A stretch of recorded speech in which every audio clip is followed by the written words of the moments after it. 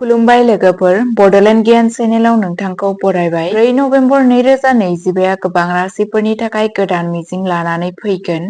बबे राशिया केरियार, रां, सावस्रि आरो नखरारि जिउआव जाफुंसार जागोन आरो सोर सांग्रां थानांगोन फै राशिफोरखौ मिथिना लानि। बेनिखायनो भिडिअखौ जोबजासिम नायथार आरो चेनेलखौ लाइक, शेयार आरो साबस्क्राइब खालामनो दाबाव। मेष राशि, दिनैनि साना नोंथांनि फारसे मोजां जागोन।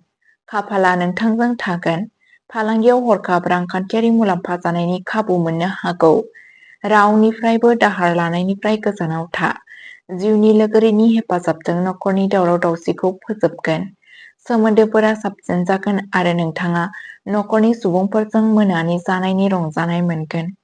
गथ'फोराबो खुसि थागोन। गोजाम लोगोखौ लोगो हमज्लायनाया मुलाम्फा जागोन। रां थिसननाय समाव सांग्रां जा। वृषभ राशि, दिनैनि साना नोंथांनि थाखाय मोजां नेरसोन लाबोनो हागौ। बे समनि थाखाय रां थिसननायनिफ्राय गोजानाव था, मानोना खरसाया बांलांनो हागौ। नखरनि हेफाजाबजों गोबां थाबथानाय खामानिफोरा आबुं जागोन आरो खाफालनि हाथरखिआ नोंथांखौ हेफाजाब होगोन। सावस्रिनि फारसे सांग्रां जा, गुबैयै जुखाम जानायनिफ्राय रैखा खालाम। मिथुन राशि, दिनैनि साना नोंथांनि थाखाय मोजां जागोन। खामानि थिलियाव नोंथांनि खस्थ'नि गेजेरजों मोजां फिथाइ मोनगोन आरो खामायनाया बांनायनि सम्भावना दं। गोहोम गोनां सुबुंफोरनिफ्राय मदद मोननायनि सम्भावना दं। समाजारि खामानिफोराव बाहागो लायोब्ला मान बांगोन। लोगोफोरजों रंजानायनि थाखाय खर्सा खालामनाया बांनो हागौ। कर्क राशि, दिनैनि साना खाफाल दिन्थिग्रा सान। सासे गोजौ थाखोनि मावख'गिरिनि हेफाजाबजों गोनां हाबाफोरखौ फोजोबनाय जागोन। साख्रि जौगाहोनाय एबा प्रजेक्टआव जाफुंसारनाय जानायनि सम्भावना थायो। फालांगियाव गोसारनायनि सम्भावना दं आरो रांखान्थियारि थासारिया गोख्रों जागोन।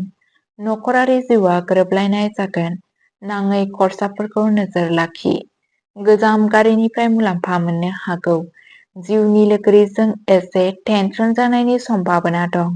सिंह राशि, दिनैनि साना खाफाल दिन्थिग्रा सान। सासे गोजौ थाखोनि मावख'गिरिनि हेफाजाबजों गोनां हाबाफोरखौ फोजोबनाय जागोन। साख्रि जौगाहोनाय एबा प्रजेक्टआव जाफुंसार जानायनि सम्भावना थायो। फालांगियाव गोसारनायनि सम्भावना दं आरो रांखान्थियारि थासारिया गोख्रों जागोन। नखरारि जिउआ गोरोबलायनाय थागोन। कन्या राशि, दिनैनि साना गोजौ गाहाय जागोन। गुसु बोथोरा सुस्ति सोमजिहोनो हागौ। आयआ एसे खम जायो आरो खरसायाबो बांलाङो। फालांगियाव जाफुंसार जानायनि सम्भावना दं।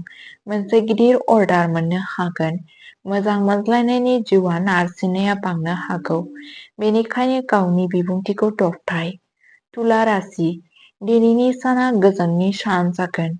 खामानि थिलियाव थाबथानाय खामानिफोरा आबुं जागोन। गोसोआरि नारसिनथाया खम जागोन। फालांगियाव मुलाम्फा जानायनि खाबुफोर दं आरो जायखिजाया गोदान गोरोबथाया मुलाम्फा लाबोगोन। नखराव फारागथि जानो हागौ, बेनिखायनो सिरि थानानै थासारिखौ सामलाय।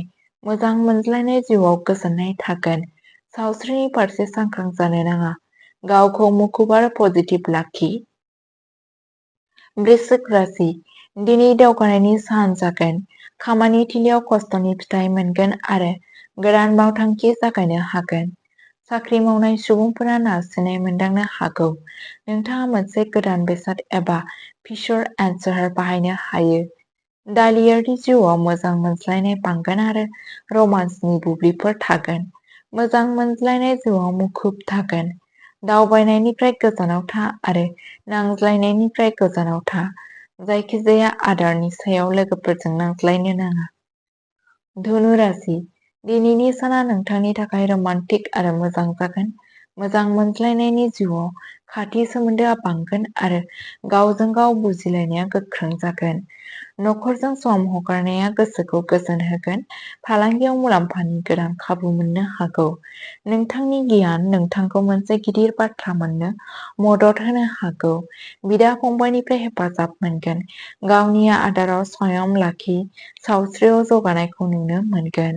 मकर राशि, दिनैनि साना नोंथांनि थाखाय रमान्टिक आरो मोजां जागोन। मोजां मोनज्लायनायनि जिउआव खाथि सोमोन्दोआ बांगोन आरो गावजों गाव बुजिलायनाया गोख्रों जागोन। नखरजों सम हगारनाया गोसोखौ गोजोन होगोन। फालांगियाव मुलाम्फानि गोदान खाबु मोननो हागौ। नोंथांनि गियान नोंथांखौ मोनसे गिदिर बाथ्रा मोननो मदद होनो हागौ। बिदा-फंबायनिफ्राय हेफाजाब मोनगोन। गावनि आदाराव सम लाखि। सावस्रियाव जौगानायखौ नुनो मोनगोन। कुम्भ राशि दिनैनि साना मोजां जागोन। सावस्रिनि सायाव नोजोर हो।